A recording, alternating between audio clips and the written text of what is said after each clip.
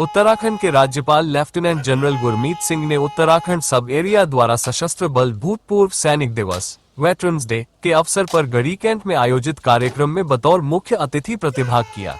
इस अवसर पर राज्यपाल ने 17 वीर नारियों और 10 भूतपूर्व सैनिकों को उनके योगदान के लिए सम्मानित किया और उनकी देश सेवा और समर्पण के लिए उनका आभार व्यक्त किया। कार्यक्रम में गढ़वाल राइफल्स, कुमाऊं रेजिमेंट और बीईजी रुड़की के बैंड ने अपनी मनोरम धुनें पेश की।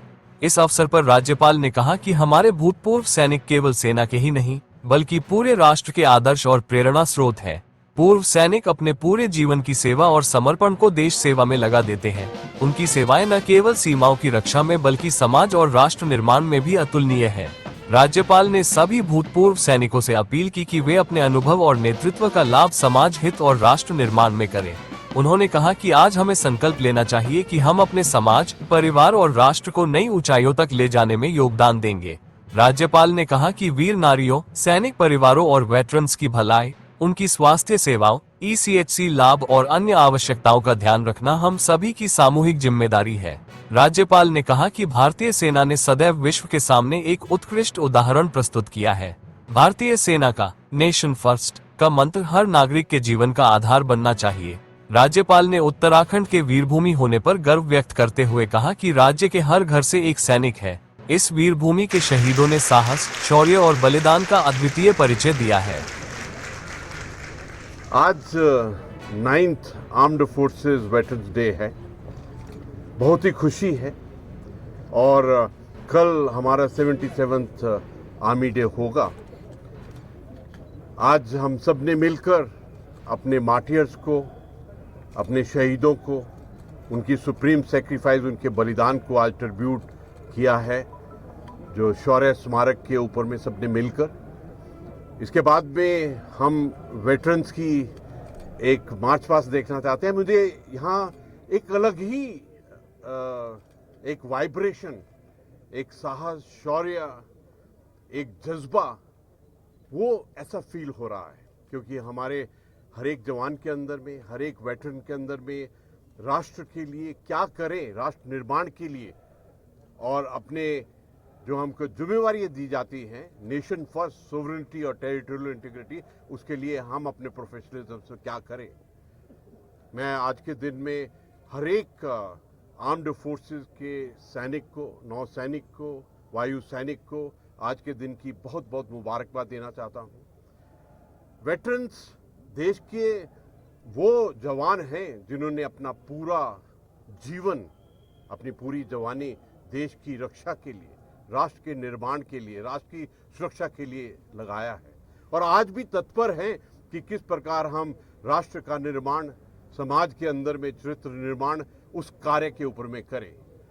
मैं आज जब वेटरन्स को देखता हूं तो एकदम अलग ही जज्बा दिखाई देता है और खासकर उत्तराखंड के अंदर में जिसने 1734 मार्टियर्स, वो हमको बार बार ये बताते हैं कि किस प्रकार से अपने मिलिट्री प्रोफेशनलिज्म, अपने देश की रक्षा, अपना साहस, शौर्य और बलिदान का जो उन्होंने परिचय दिया है, हम हर पल उससे प्रेरणा लेते हैं।